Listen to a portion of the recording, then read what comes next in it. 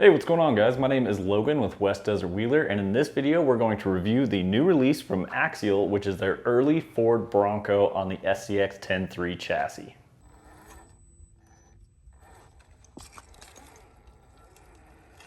So this is the new early Ford Bronco body from Axial. This is on their SCX10 chassis. It has been an awesome truck to get out on the rocks and drive around on the trails. There are some cool features that are specific to this truck as an RTR, whereas some of the other offerings from Axial do not have the same options right out of the box like this Bronco does. Getting to the body on this truck, this does have a full depth interior with a molded cage on the outside, and then this excellent looking Lexan body with hard molded plastic bits attached to it in several places. Like the fender flares here, it's got the molded plastic grille, and on the back side of the body there's also a radiator style shroud that clamps on both sides of that Lexan to secure the grille in place. It does have functioning headlights, marker lights, and tail lights on the rear in both red and white and amber. So really great lighting system coming right out of the box on this SCX10 truck. One of the big changes that I've seen on this truck versus the others is that Axial went away from the portal axles and put the AR45 straight axles directly on this truck right out of the box. So way better scale appearance, much more true to the original form of an early Ford Bronco, and it does not have portal axles. So really cool. I like to see that because I've been hearing a lot of people say that that's what they want on an RTR from Axial, and here they are. They have listened and they have delivered. More cool features on this truck. It does have an excellent high clearance front bumper that is specific to this truck, as well as rear bumper, which are both high clearance and they slide along the rocks very well. They do have some attachment points here for both D-rings on the front, as well as a small light bar or other lights that you may be able to attach in these little tabs here. Another cool feature that they have are these license plates, both front and rear. I'm sure there's going to be plenty of custom license plate options out there, and you could definitely put any kind of sticker you want on there.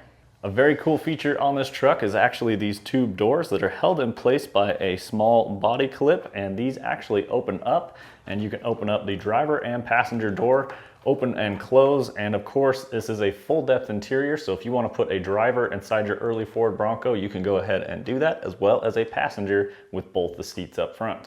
The interior on this truck is very well detailed with the stickers on the dash, as well as the 3 pedals along the floor here. And I do like that it is a manual transmission with also having selectable transfer case levers on the side there. So I really like the full scale detail of that, and I think it looks great. I think Axial knocked this out of the park. I really like their choice of going with this body style as well. With the new Ford Bronco having just hit the market, I think that they did a good choice of going retro, which is what a lot of people are reminded of when they hear about the new Ford Bronco. They remember the good times they had in the old ones, and I think this is the best looking Ford Bronco that has ever been produced.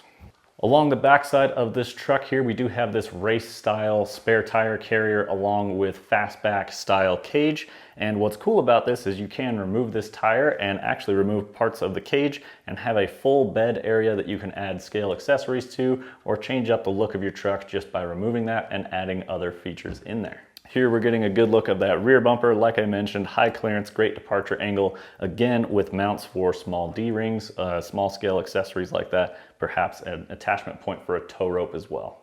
The hard molded fender flares look great, and they have an excellent fit to the body, as well as the hard molded plastic rock sliders are very smooth. I think they will perform great while you're out there on the trail, bumping and sliding your way down the trail.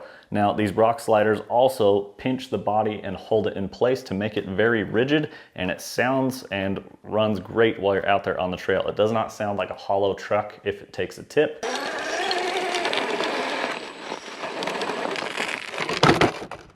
It actually sounds very rigid, and it doesn't make much noise as it cruises along. This is a pretty quiet RTR, and I'm very impressed with that. I always like a quiet running truck. That way I'm not getting more attention than I need if I'm out there in a crowded area.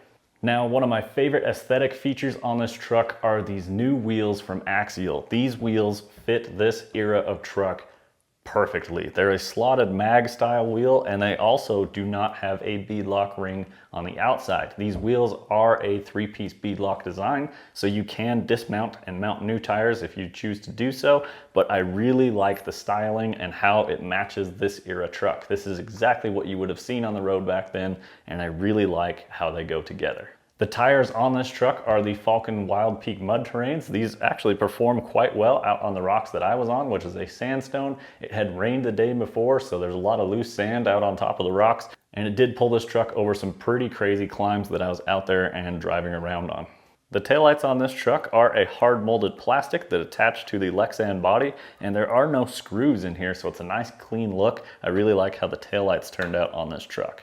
Now we're going to take a look at the SCX10 chassis underneath, and one of the features on the SCX10 chassis is actually one of my favorite things that sold me on this platform, and that is that they all have fender liners. So these trucks look like a solid real truck in a picture. They're not hollow. Like I mentioned, they don't rattle around as you're driving on the trail. There are hidden body clips on this, so you don't see anything sticking up through the hood, which is where the hard molded hood scoop is. So nothing distracting there. It's all tucked away underneath near the bumper areas, and this thing is secured on here very well. Now these molded fender flares do have screws on the inside of them, and they kind of snap around those molded fenders. So you kind of have to work this body off just a little bit, pull outward on those fender flares, and it will kind of pop free. Like I say, it is secured in there pretty good, so to remove it, you kind of got to flex the body around a little bit, but it is Lexan, so it's not going to be an issue. Let's go ahead and disconnect the headlights and taillights from the body so that we can fully remove it from the truck. You can see here the wires are held in place by some tape, but you can also see that there are a lot of attached things to this Lexan body which help make it rigid. So you can also add and remove bits of the interior out of there, like the steering wheel, the shifters, the pedals, the seats can come out. And like I mentioned earlier, the rear roll cage can also be removed if you want to do that kind of style on this truck. Now we're taking a look at the SCX10 chassis by itself. One of the big differences here is the motor cover in here looks like a Ford 5-liter V8 engine, which is super cool. This is actually licensed from Ford, so really awesome feature in there. Inside your Ford Bronco, you've got the 5-liter Coyote V8. Really cool scale detail that you may not see while out on the trail, but you'll know that it's in there, so that's the cool part. It's also got the alternator and pulleys and front engine setup on the front of this 5-liter V8 that is also scale with the truck. Hidden under here is the motor with the forward motor design of the SCX10 chassis, as well as your steering servo, which is chassis mounted. So this is a 3-link setup in the front. So you do have a panhard here, as well as your drag link coming down on those same angles, and great suspension travel on these trucks. The SCX10 is a great performing chassis, and I actually owned the Gladiator version of the SCX10. I had a great time with it out on the trails. The only issue I ever had with my Gladiator was I actually broke the panhard chassis mount on the Gladiator. Now, on this model truck, Axial went ahead and swapped that out for a metal panhard mount on this truck. So the only issue I ever had, they beefed up and have listened to their customers. So good big thumbs up to Axial there for paying attention to what these trucks may have needed and making the changes and upgrading them as we went. So we've got the straight axles, we've got a beefed up panhard mount. This thing is ready to go out and perform. In addition to the straight axles available as the RTR, Axial did go with the shorter shock length as well as the bleed screw up top on those shocks, so great update there. And then they also improved link geometry for maximum articulation and performance out there on the trail. And as you can see, this thing really twists up and has a ton of articulation for this truck. It does have a 12.3-inch wheelbase, and it does have adjustable chassis rails where you can change the wheelbase from 11.5 or 12 or 12.3. Obviously this body is set up for 12.3, so I would leave it in that configuration running this body.